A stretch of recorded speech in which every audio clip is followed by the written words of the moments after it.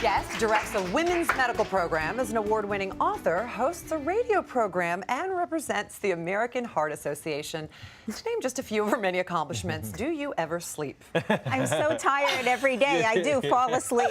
Welcome, Dr. Nieca Goldberg. Thank you for being here. Thank you. When you write a book, The Complete Guide to Women's Health, you're putting your arms around a lot of stuff with that. So what are we covering in this? We're covering women age 35 and over, head to toe. Oh, wow. Wow. Yeah, That's a big and subject. I did this because I'm a cardiologist, but a lot of times women would come into me with symptoms, you know, of shortness of breath, chest pain, and the lucky ones who don't have heart disease, I had to figure out what was wrong with them. And I figured out that it would be great to teach everyone about how the body is so connected. Sure. Well, are women as susceptible to heart attacks as men are? Even more so. More women die of heart attacks every year in our country. Than men? Than men. That's not, really? Yeah, Why do since we not hear about it? 1984. Why do we not In fact, hear about 2/3 of the women who have heart attacks in our country never make it to the hospital, and 90% of them have at least one risk factor that we know we can take care of, like high cholesterol, getting them to quit smoking, picking up an exercise program, treating their diabetes. Well, can I ask you why they don't make it to that? Is it because the signs of a woman's heart attack are different than a men's heart attack, so that's why they don't make it to the hospital? That's part of it. You know, everyone is familiar with the pressure in the center of the chest and breaking out into a cold sweat. And women can have those symptoms, but oftentimes they have the symptoms lower down in the chest. It feels like an elephant sitting on your chest, but it's lower down, so they take antacid. Or they go to the internet and look up what causes lower chest pain, and they delay getting to the hospital. And this past weekend, I was at a medical conference in San Diego, and one of the papers presented showed that women get to the hospital an hour later compared to men. And that's dangerous because the sooner you get to the hospital with heart attack symptoms, the more easier it is for doctors to prevent a heart attack, to save your heart muscle. Is it that difference between men, pressure here, women here? Is the numbness in the arm still associated with it? The numbness, there's tingling down the arm. Yeah. Usually it starts with the pressure and then there's tingling down the arm. But sometimes women get short of breath without any chest pressure, and they feel as though they've run a marathon without making a move. Wow. Oh my gosh. Okay. Well, there's shifting information about cholesterol and heart health.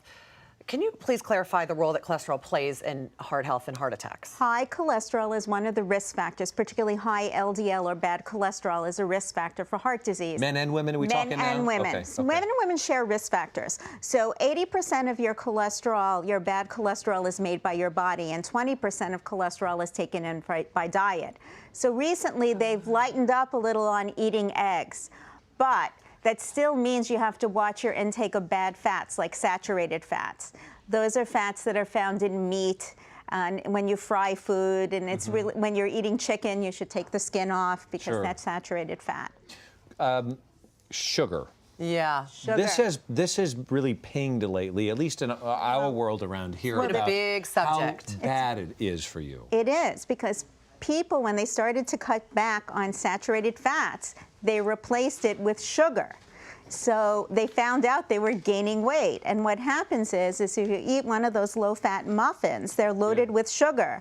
And you get a sharp rise in sugar and a sharp rise in insulin. And 2 hours later, you're tired and hungry. So you start eating more. Sure. Would that also include refined carbohydrates, then? Refined sugars, white floured foods, bread and pasta.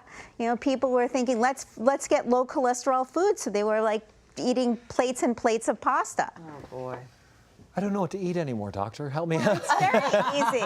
But it's very easy. You should really, when you're eating dinner, half your plate should be fruits and vegetables. A quarter should be protein. Salmon is a good low-fat protein. Omega-3 fats, very good for your heart. Acids are great for you. They're So great if I go out to take somebody out to eat for dinner, a date, and they're like, oh, you can order for me.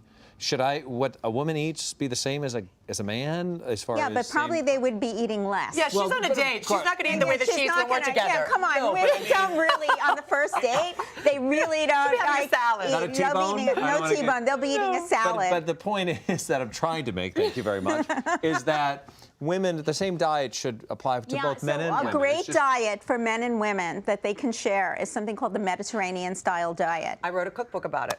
Right. So you should know that that diet has been proven to lower heart disease risk. The big point about that diet is it's low in meats and sweets. and refined sugars and processed foods. Sure. Well, what do women need to do differently to protect their heart health?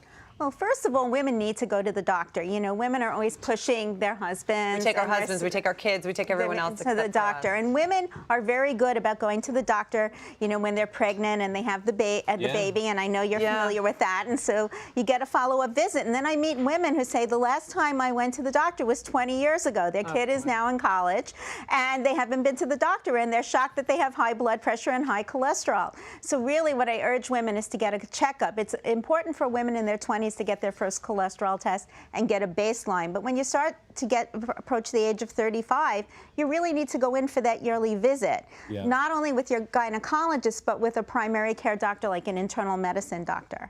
Who's checking LDL, HDL, all of it. Sugar, glucose. Good stuff. All right. Well, you can find links to Dr. Goldberg's work on her website and get her books at all major booksellers. Thank you so much. So much Thank great you. information. Still going to order her a T-bone. No, she's not going to eat it. She's not going to eat it. Tanya, you're up. A beautiful Easter fantasy photo scene with baby Alexandra coming up in just a few minutes.